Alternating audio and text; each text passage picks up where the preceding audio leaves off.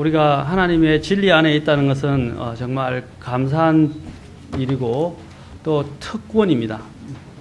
여러분, 많은 사람들이 진리를 알지 못하고 있고 또 잘못된 진리 속에서 방황하고 있고 오류들로 넘쳐나는 여러 가지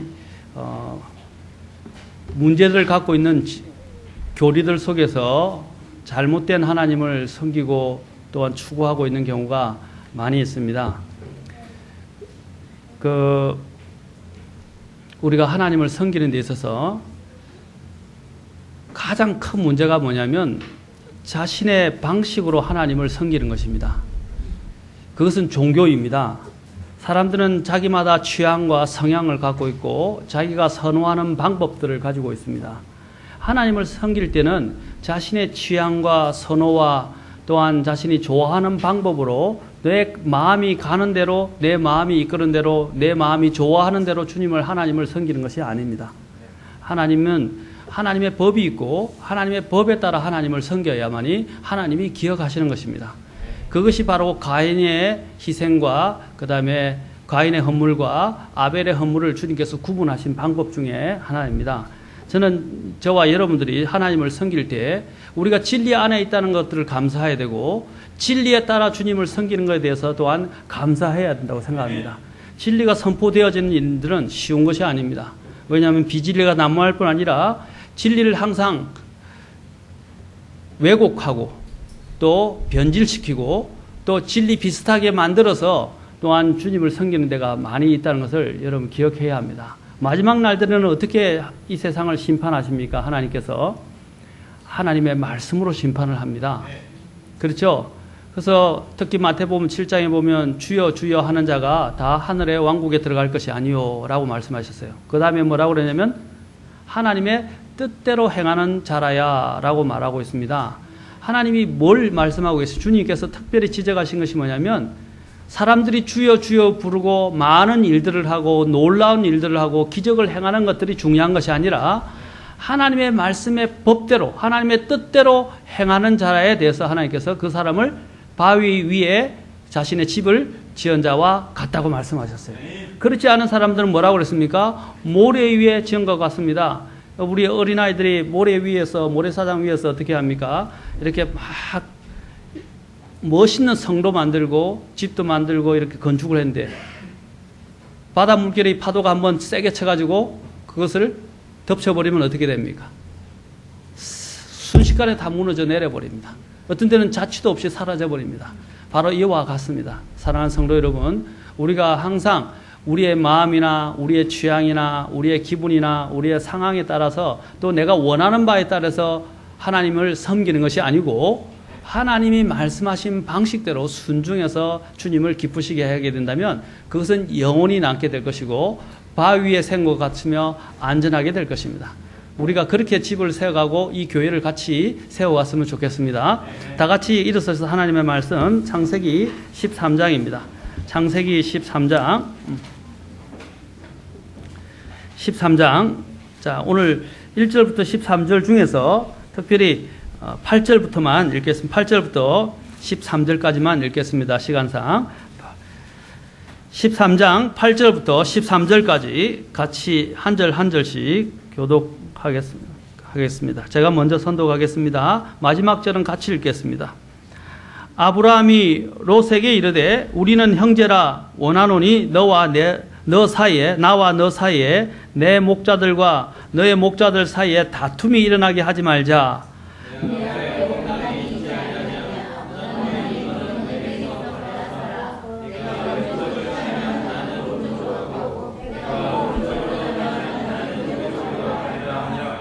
롯이 눈을 들어 요르단의 온 평야를 바라보니 너가 소알에 이를 때에 보듯이 그것이 모든 곳에서 물이 잘 공급되었으며 주께서 소돔과 고모라를 멸하시기 전이었으므로 주의 동산 같고 이집트 땅 같았더라.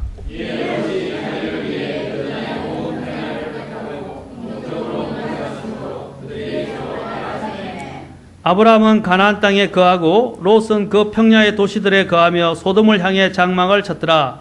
그러나 소돔 사람들은 사악하여 주 앞에 극심한 죄인들이었더라. 기도하겠습니다. 하나님, 오늘도 주께서 주의 말씀을 높이시고 말씀 안에 역사하시고 말씀을 통해서 우리 안에 필요한 것들을 공급하실 뿐 아니라 하나님 앞에 올바로 이 말씀을 가지고 나아갈 수 있도록 도와주십시오.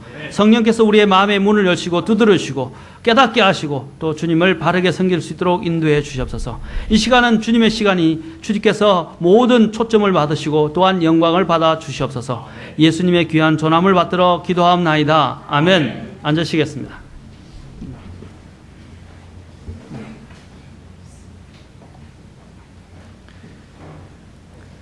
제가 전에 말씀드린 것처럼 여기서 롯은 잘못된 선택을 했다고 했습니다. 롯과 아브라함의 차이는 무엇이었습니까? 믿음에 따른 선택의 문제였다는 사실입니다.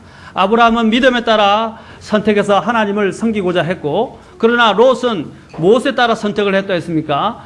안목의 정력에 따라서 그는 자신의 길을 선택해서 나아갔다고 했습니다. 그래서 오늘 본문의 10절에 보면 롯이 눈을 들어 라고 되어 있죠. 눈을 들어. 그가 선택을 하는 가장 그의 큰 요인은 무엇이었습니까? 눈에 보이는 대로 눈을 들어서 자신이 바라보는 것에 따라 그것을 결정하고 그것을 정했다는 사실입니다. 이것은 뭐라고 말씀드렸습니까? 안목의 정욕이다. 사탄이 시험하는 세 가지가 뭐라고 그랬습니까? 첫째는 육신의 정욕, 두 번째는 안목의 정욕, 세 번째로는 생의 자랑이라고 말씀드렸습니다. 그 중에서 이 세 가지는 항상 사탄이 시험하는 방법입니다. 창세기에서 이브를 시험할 때도, 이브를 유혹할 때도 이 세 가지를 가지고 시험을 했고, 예수님을 광야에서 시험할 때도 이 세 가지를 가지고 이야기했고, 마지막에 성도들을 믿음에서 떠나가게 하고 또한 시험할 때도 요한일서 2장 15절부터 17절에 있는 것처럼 또 거기서도 세 가지를 요약해서 말하고 있고, 또한 롯에게 있어서도 문제가 되었던 것이 무엇이었습니까? 바로 안목의 정욕이었습니다. 눈에 보이는 대로 행하지 말라는 것입니다. 눈에 보여서 내 마음에 들어오는 데 따라서 그 즐거움에 취하여 결정을 하지 말라는 것입니다. 이것이 롯이 잘못되게 결정하는 데 큰 문제가 되었던 요인이었습니다. 우리가 인생을 선택하는 과정에 있어서 항상 이러한 롯의 선택을 유념하면서 우리가 살아가야 합니다. 첫째, 저는 이런 부분과에서 어떤 선택을 그러면 해야 하는가 구체적으로 몇 가지 부분들로 나눠서 말씀을 드리고 싶습니다. 첫째는 저는 직업의 선택에 대해서 말씀을 드리고 싶습니다. 직업을 구하려 할 때 돈을 많이 주는 직장이 있습니다. 하지만 돈을 많이 벌지만 만약에 정기적인 주님의 예배 모임에 빠져야 하고, 또한 하나님을 섬기지 못하게 되고, 또 가정에서도 시간을 갖지 못하고 심지어는 하나님을 섬기는 데도 참석할 수가 없다 하면 그것은 문제가 있는 것입니다. 물론 간헐적으로 부득이하게 빠지는 경우는 있을 수 있습니다.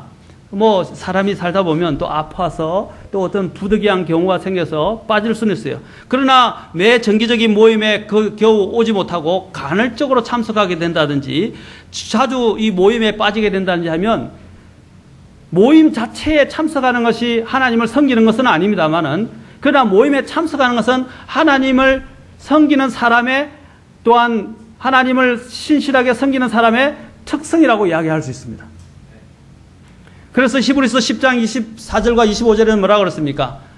모이기를 저버리는 패하는 사람들의 어떤 사람들의 습관과 같이 하지 말고 그날이 다가옴을 볼수록 더욱더 모이자, 그리하자, 모이자라고 말하고 있습니다. 모이는 것은 중요한 것입니다. 초대교회는 어떻게 했습니까? 매일 모였다고 말하고 있습니다. 왜 모이는 것입니까? 그만큼 사탄의 방해가 많고 여러 가지 우리에게 육신의 이런 유혹들이 많이 있기 때문에 이런 부분들의 모임을 통해서 하나님의 말씀을 통해서 공급받고 변화받고 또 우리 안에서 더 믿음 안에서 뿌리를 건강하게 내려서 흔들리지 않게 하기 위해서인 것입니다. 모임을 위해서 모이라고 말하는 것이 아니라 우리가 믿음 안에서 확신 안에 거하고 또한 정착하고 뿌리를 내리고 건강하게 살아갈 수 있도록 만들어주는 영적인 이러한 모임이 활발히 이루어져야만이 우리는 어떻게 합니까? 때때로는 우리가 당하고 있는 시련, 낙심 이런 문제들을 이겨낼 수 있는 원천을 가질 수 있다는 사실입니다.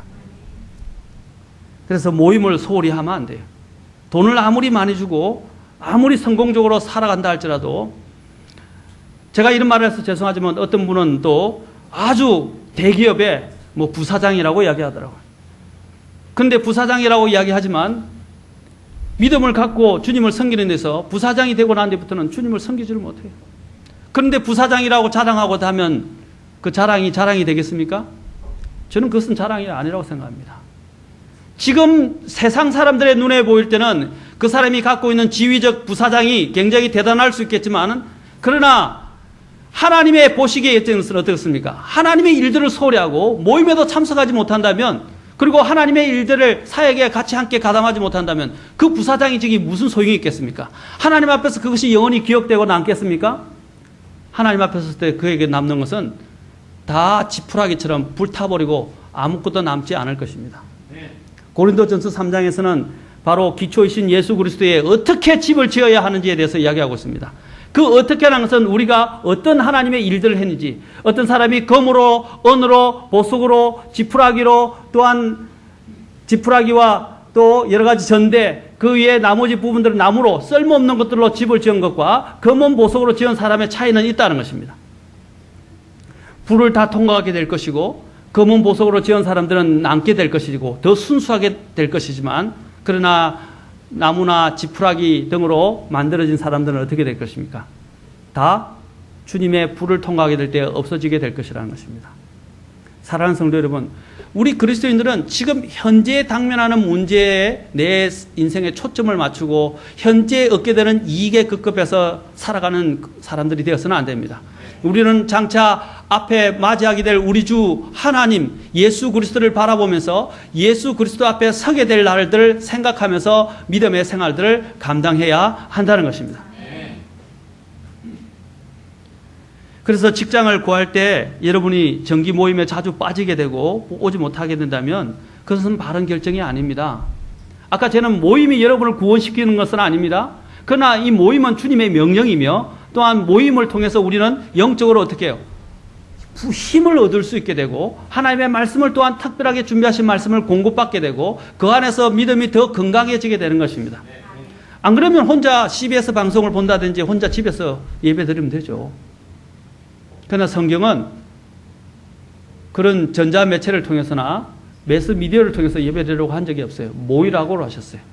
고린도전서 11장에도 그렇고 히브리서 아까 10장에서도 그렇고 모이라고 말씀하셨어요. 모여야 돼요.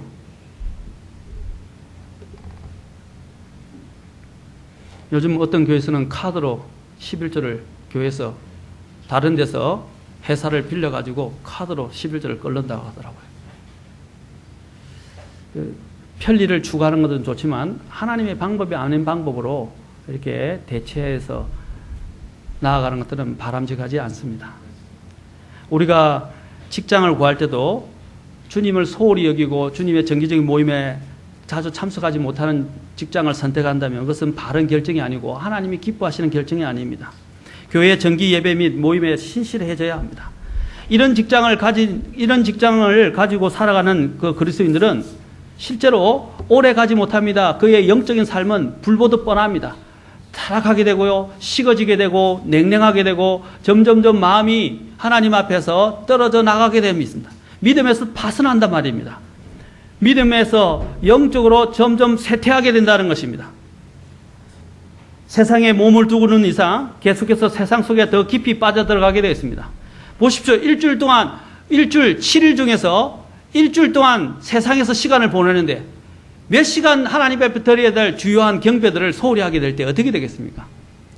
어떤 교회들은 편리를 추구하다 보니까 저는 그것에 대해서 반대합니다. 옛날에 청교도들도 반대했어요. 예배 시간이 점점 줄어가고 있어요. 1시간도 요즘 많다고 그래요. 목사님의 설교 시간이 15분에서 20분이에요. 여러분 15분, 20분에서 일주일 동안 온 천지의 세상에서 살다가 일주일 동안 교회에 와서 단 15분에서 20분의 말씀을 듣고 어떻게 살아갈 수 있겠습니까? 1시간을 듣고 2시간을 듣도 사실 부족해요. 오전 예배 하나 드리는 가지고 내가 여러분 영적으로 활력을 얻고 살아갈 수 있다고 생각하십니까? 그렇지 않습니다. 아까 초대교회 말씀드렸죠. 매일 모였다고요. 가능하면 자주 모여야 돼요. 교회가 중심으로 모여져야 합니다. 그래야 살아남을 수 있어요. 교회가 살게 되고 내 개인이 살게 되어 있어요. 모임을 신실하게 여기지 않고 모임에 빠지게 되면 결국에는 내 영적으로 쇠퇴하게 되고 영적으로 공급을 받지 못하게 됩니다. 눈에 보기에 좋은 것들을 선택하지 마십시오. 조금 더 힘든 직장이라 할지라도 주님을 섬길 수 있는 바로 장소를 직업을 선택해야 합니다. 봉급이 많고 혜택이 많고 대우가 좋고 일이 수월하고 이익이 많고 전망이 발달해서 충분한 것이 아닙니다. 내 꿈을 펼치는 것도 좋습니다. 어떤 사람들은 자아실현, 내 꿈을 펼치는 것 이런 것에 대해서 이야기를 합니다. 그러나 그것이 주님을 섬기는 데 방해가 된다면 그것은 바람직한 선택이 아니라는 것입니다. 자아실현 필요합니다. 우리는 때로는 주께서 이 세상을 낙을 가지고 즐기라고 전도서에서 말했습니다. 그러나 즐겨야 합니다. 우리도 아름다운 꽃을 감상해야 하고 또 여가 생활도 가져야 하고 우리가 또한 주님 앞에 즐거운 가족들 간에 이런 시간들을 가져야 합니다. 그렇죠? 그게 나쁜 거 아니에요. 휴가도 갈 수 있고요. 또 여유가 있을 때 가족끼리 시간을 좋은 데 가서 휴가지에서 보내는 것도 나쁜 거 아닙니다. 그것은 할 필요가 있습니다. 또 개인적인 취미 활동을 통해서 할 수도 있어요. 그러나 문제는 무엇입니까? 그런 취미 활동과 자아 실현이 주님의 예배와 주님을 섬기는 일에 방해가 되면 안 되는 것입니다. 주님의 모임들을 소홀히 하고 주님들의 모임들에 나오지는 않으면서 그런 여가 활동을 들고 그런 것들을 하는 것은 잘못되어진 것이라는 것입니다.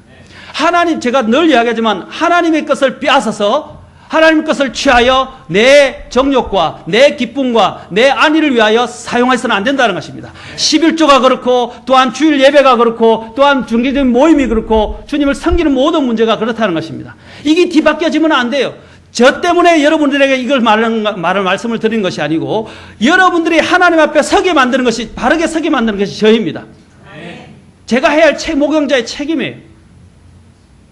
사도 바울이 뭐라 했습니까? 고린도 교회에게 너희를 주 앞에서 순결한 정혼자로, 그렇죠? 혼인시킨다고 정혼시킨다고 말하고 있어요.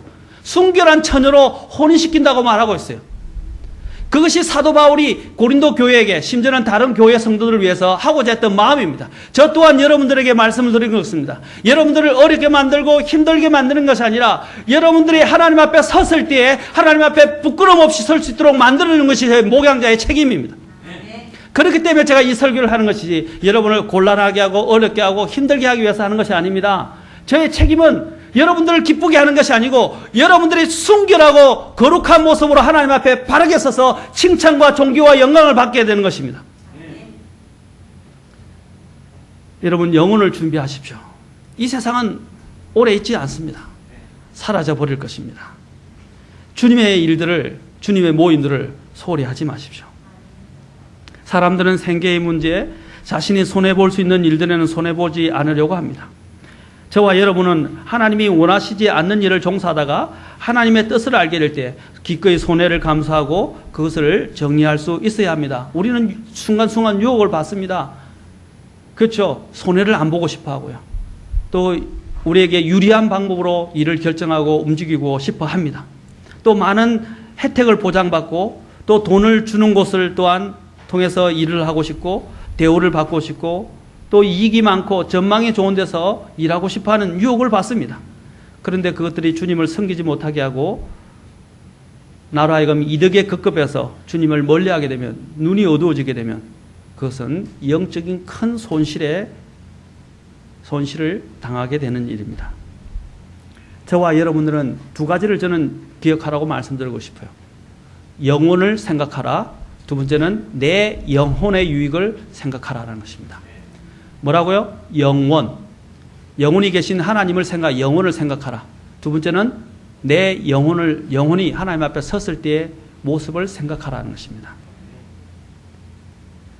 내 영혼이 장성하게 될지 병약하게 될지 주일에 직장일에 매이지 않고 자유로이 교회에 출석하여 하나님께 대한 경배와 말씀을 듣는 일과 성도 간의 교제를 제대로 가질 수 있는지 아니면 또 수요일 기도 모임이 각종 여러 가지 모임에 잘 참석할 수 있을지 영적인 일들을 잘 내가 하면서 섬길 수 있을지를 항상 고려해야 합니다. 성급한 결정을 하지 마시기 바랍니다. 여러분 이런 경우가 있어요. 아까도 말씀드렸죠. 하나님께서 기도를 응답하지, 우리가 우리 정욕을 쓰려고 기도를 구하게 될 때 하나님이 기도를 응답하지 않을 때도 있어요. 그렇죠? 그러나 또 어떤 때는요, 하나님이 우리가 때를 쓰고 내 정욕대로 내가 원하는 바를 하나님 앞에 구하게 될 때 하나님이 어떻게 하신지 아십니까? 때로는요, 그래, 알았다. 한번 해봐라 하고 줘버려요. 근데 주게 되면 어떻게 되는지 아십니까? 내 영혼이 파손을 해요. 그 구절이 어디냐면 시편 106편으로 잠깐 가봅시다. 시편 106편 13절에서 15절 잠깐 봅시다. 이스라엘 백성들이 광야로 나아갔어요. 하나님께서 그들을 인도하셨어요. 그리고 가나안으로 들어가기 위해서 광야 생활을 거치게 하셨어요. 광야 생활의 목적은 무엇입니까? 그들이 하나님을 마음속에 두고 성질이 하는지, 그리고 하나님을 정말로 두려워하는지를 주께서 시험하시고자 그들을 광야 생활을 인도하셨습니다. 근데 그 광야 생활에서 이스라엘 백성들이 어려워지기 시작하니까 여러 가지를 구하기 시작했어요. 그래서 하나님께서 하늘에서 만나를 내려주셨고 또 바위를 터뜨려서 물도 공급해 주셨어요. 그들은 홍해를 가르는 기적을 체험했고 나님께서 공급하시는 만나를, 하늘에 천사들이 먹는 만나를 먹게 되었고, 심지어는 바위에서, 그 메마른 바위에서 터져서 물이 헐쳐나서 물을 마실 수 있게 되었고, 그렇죠? 하나님이 또 그들의 옷도 헤어지지 않고 신발도 헤어지지 않는 그런 역사를 하셨어요. 믿습니까?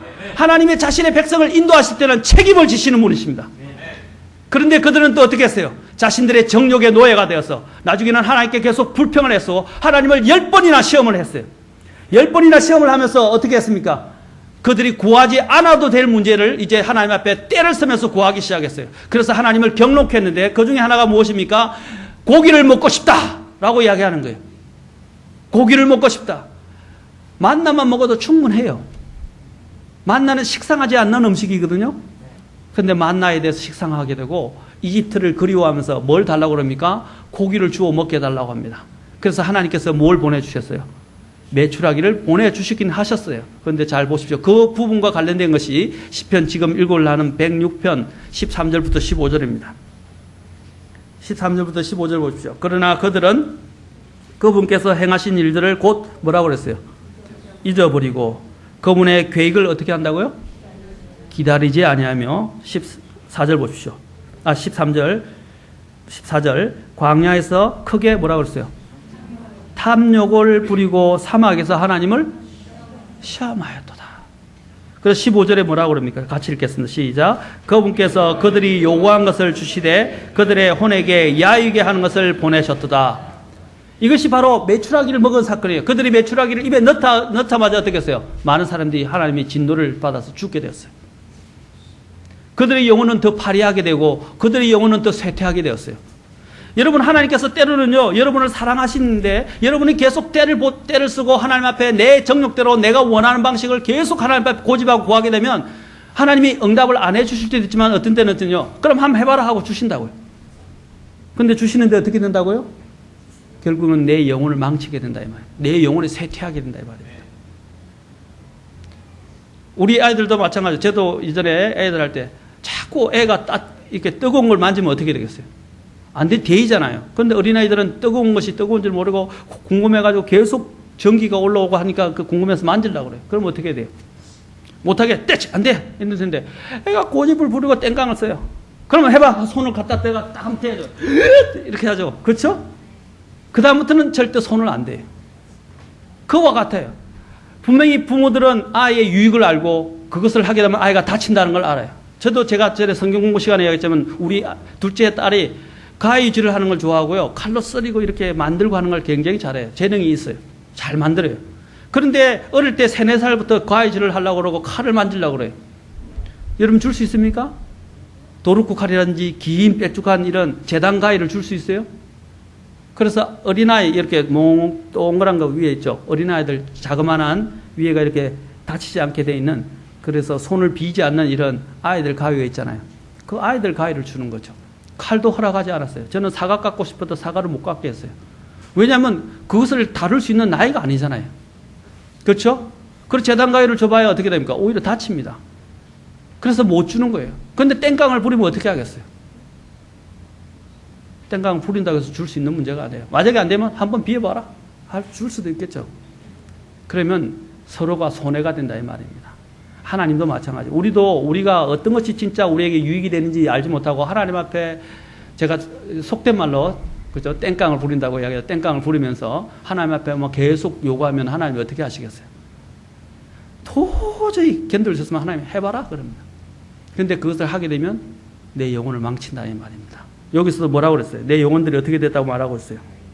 야위게 되었다라고 말하고 있습니다. 그들이 요구하는 것을 주셨지만 그들의 혼은 야위게 되어졌다고 말하고 있습니다. 저는 이런 경우들을 목회하면서 사실 많이 봤어요. 하나님 앞에서 바람직하지 않은 걸 가지고 하나님 앞에 고집하고 생떼를 부리더라고요.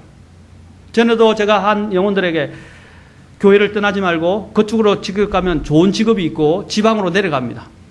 그래서 제가 내려갈 때 항상 이야기할 때 거기에 교회가 있는가에 대해서 물어보았고, 두 번째로는 그곳에 가면 안 됩니다. 옛날에 술 친구들이 있었고요. 옛날에 집안 주변에 있는 사람들이 친구들이나 집안 사람들이 있는데 다 안 믿는 사람들이. 그거 가면 죽습니다. 가면 안 됩니다. 형제님 절대로 안 됩니다. 라고 이야기해 줬어요. 그런데 지금 제가 자기는 믿음이 충만하고 좋으니까 절대로 그런 일이 없을 것입니다 하고 자신만만해 하는 거예요. 그래도 안 됩니다. 사람의 마음은 믿을 수 없습니다. 형제님이 지금 충만하지만 나중에는 어떻게 될지 알지 못합니다. 지금 내가 충만하고 자신 있다고 해서 그런 식으로 결정하지 마십시오. 안 됩니다 했는데도 목사님 결정했습니다. 가겠습니다. 어떻게 해요? 가보라고 갔죠. 근데 결국은 어떻게 되었습니까? 이혼해버리고 이혼하게 되고 결국은 술 친구들과 다시 모이게 되고 그리고 주색 잡기에 또 빠지게 되고 결국은 믿음을 저버렸어요. 경고했는데도 불구하고 경고를 듣지 않았던 것입니다. 왜냐하면 목회자들은 이런 길로 이렇게 선택해 나가면 분명히 문제가 된다는 걸 바라볼 수 있어요. 알 수 있어요. 그 형제의 유익이 어떤 것인지를 안다 이 말입니다. 결국은 인생을 망쳤지 않습니까? 이혼까지 했어요.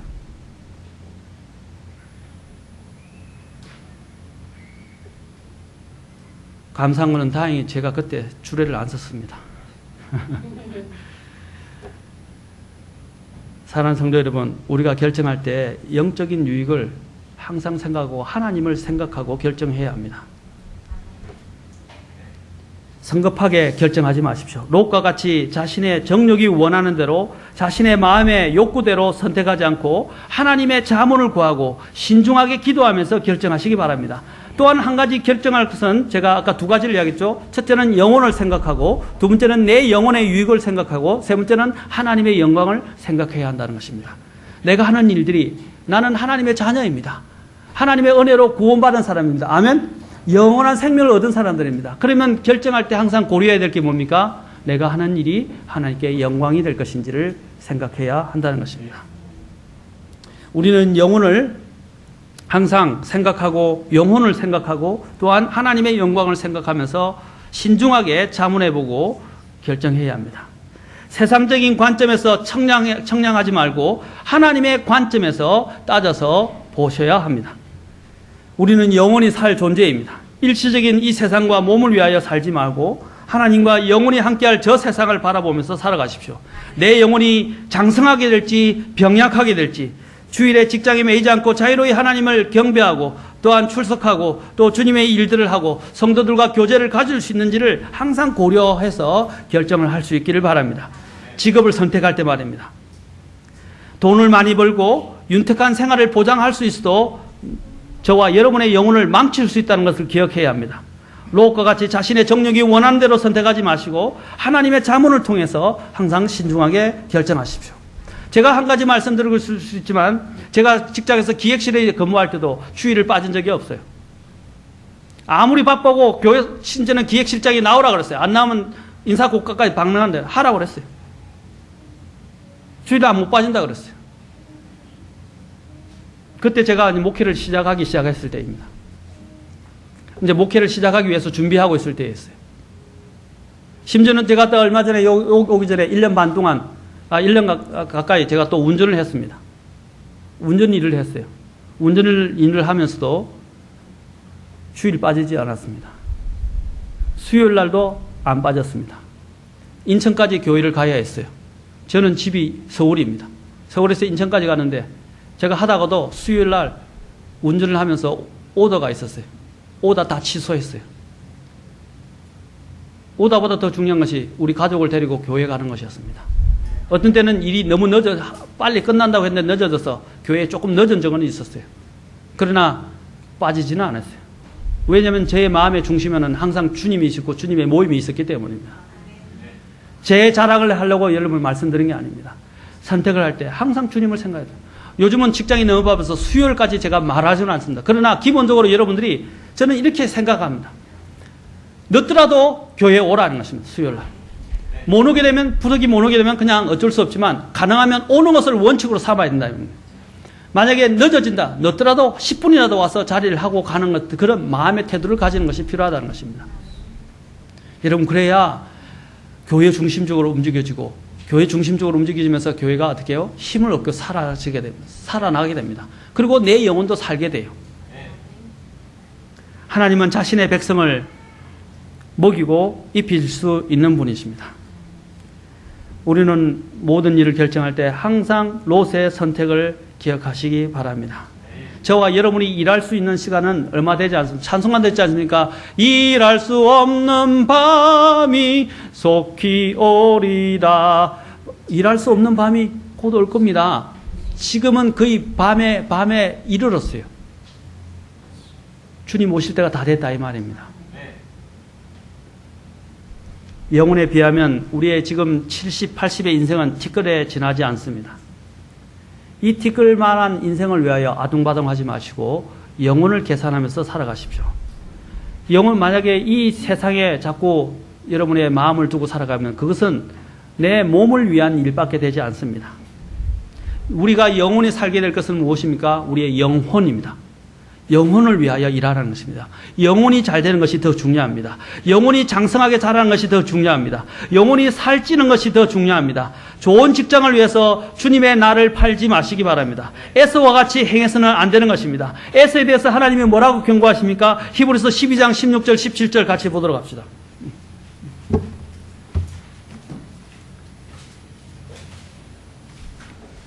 에서가 잘못한 것이 무엇이에요? 여기 보면 우리에게 좋은 교훈을 줍니다. 히브리서 12장 16절 17절.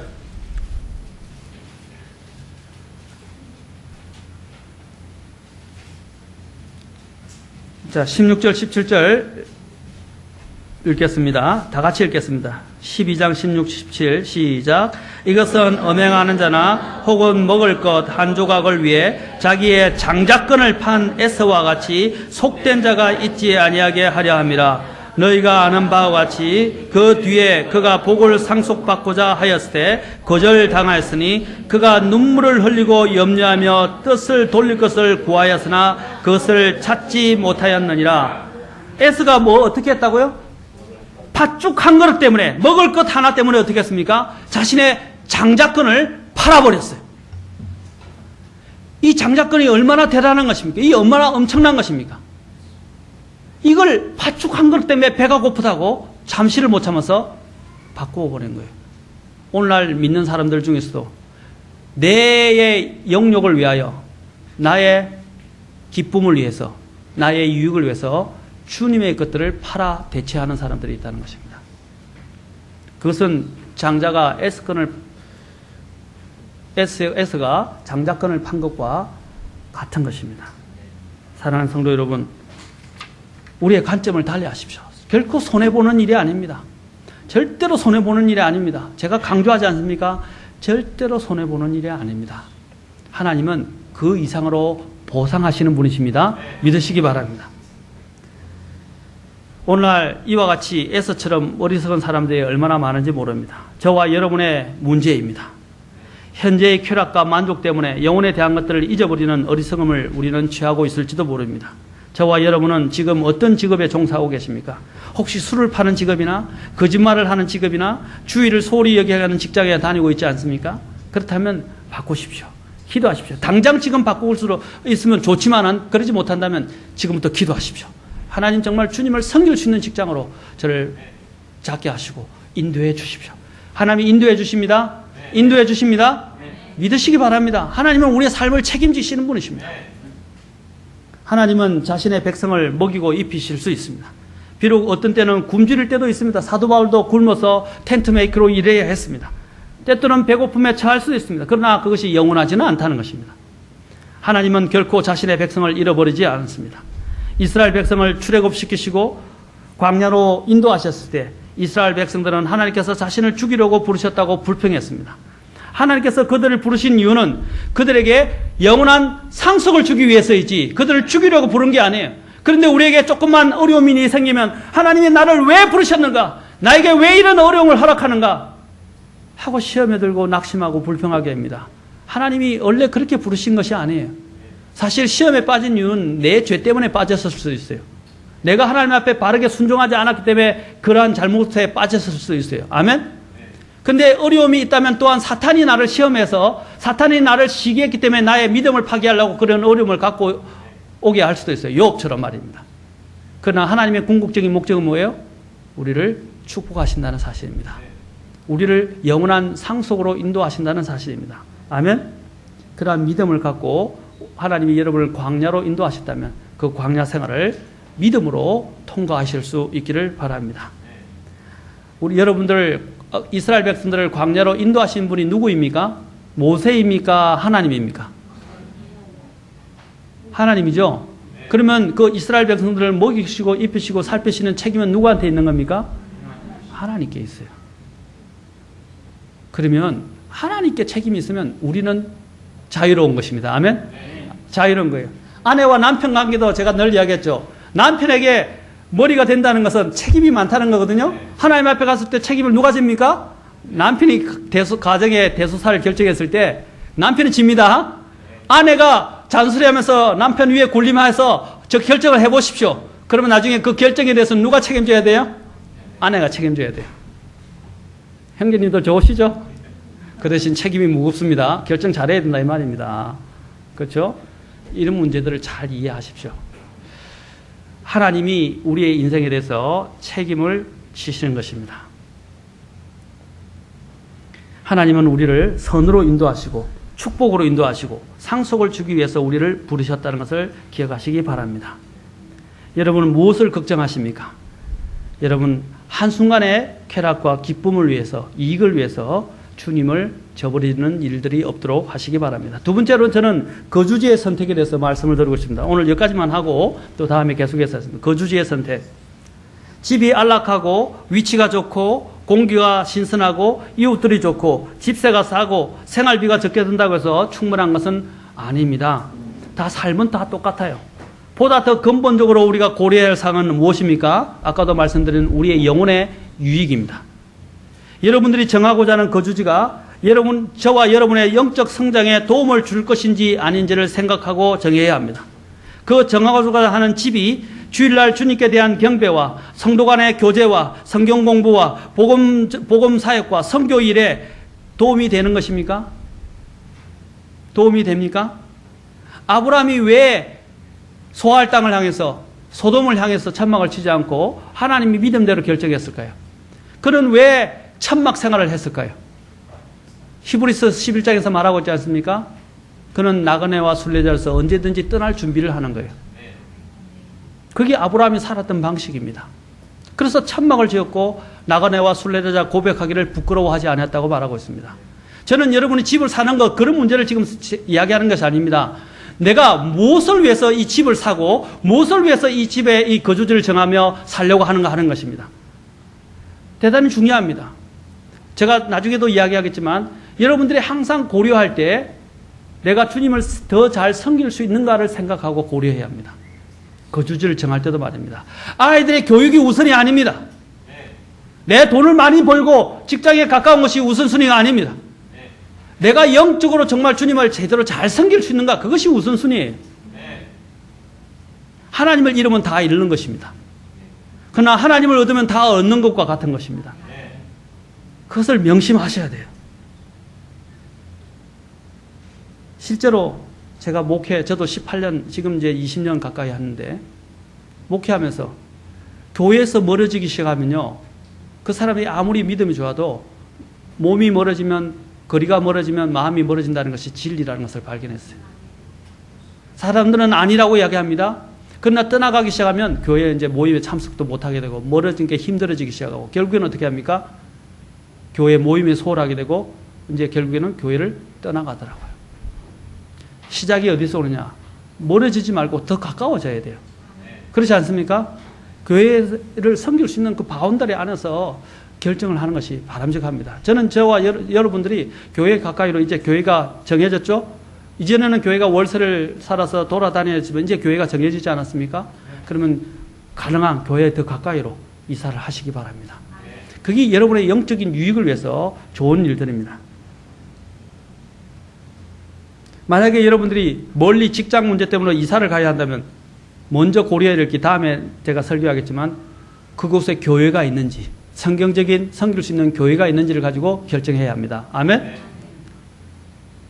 그래서 거주지를 선택할 때도 주님을 섬기는 일에 또 교회의 생활에 방해가 되지 않고 또 어려움이 되지 않는 그러한 방향으로 거주지를 결정하시고 선택하시기 바랍니다. 제가 비교하려고 이전에 제가 목회하던 교회에서는 성도들이 이쪽으로 이사 가면 저쪽으로 몰려들고 저쪽으로 가면 다 저쪽으로 몇 번씩 이사를 했어요. 다. 그리고 교회 근처로 이사를 하기 시작했어요. 그래야 교회가 힘을 얻어요. 특히 핵심적인 멤버들, 리더들의, 또한 교사들이나 리더들은 특히 교회 위주로 모여야 합니다. 그것은 교회를 위한 거 아니고 내 자신을 위한 것입니다. 아멘? 내 자신의 영혼을 위한 것이에요. 여러분, 이런 경우도 있습니다. 수요 예배에 계속 나오고 금요 또 성경 공부도 있는데 금요 성경 공부에도 참석할 수 있다면 계속 참석하는 사람하고 참석 못하는 사람하고 영적으로 유익이 달라지겠습니까? 안 달라지겠습니까? 차이가 돼요. 차이가 난다 이 말입니다. 여러분도 마찬가지예요. 학교에 간헐적으로 오는 아이하고 학교에 계속적으로 오는 아이, 안 그러면 학원을 보낸다고 생각합시다. 학원에 매일 빠지지 않고 꾸준히 오는 아이하고 학원에 간헐적으로 오는 아이하고 차이가 있겠어요? 없겠어요? 배우는데 차이가 있죠. 영적인 것도 마찬가지입니다. 사랑하는 성도 여러분, 이런 문제를 소홀히 생각하지 마십시오. 거주지의 선택에 있어서 안락함이라든지 적은 집세, 좋은 이웃, 좋은 환경, 이런 것들이 다가 아닙니다. 꼭 반드시 저와 여러분의 영혼을 항상 고려해야 합니다. 내 영적 성장에 도움을 주는가, 내 영혼에 유익이 되는가 하는 문제를 가지고 결정할 수 있기를 바랍니다. 다음 시간에는 제가 배우자의 선택, 그 다음에 교회의 선택, 그 다음에 친구의 선택, 이런 부분들을 더 자세하게 또 한 가지 나누면서 실제적인 부분들을 나누도록 하겠습니다. 사랑하는 성도 여러분, 롯처럼 눈에 보이기 전대로 내 유익이 되는 대로 방향을 결정하지 마시고, 제가 세 가지를 말씀드렸죠. 첫째는 뭐라고요? 영혼을 생각하고 결정하라. 두 번째는 뭐라고요? 영혼을, 내 영혼의 유익을 위해서 생각하고 영적인 유익을 위해서 생각하고 결정하라. 세 번째는 뭐라고요? 하나님의 영광을 생각하고 결정하라 이 말입니다. 그렇게 되면 결코 손해보는 일이 없을 것입니다. 기도하십시오.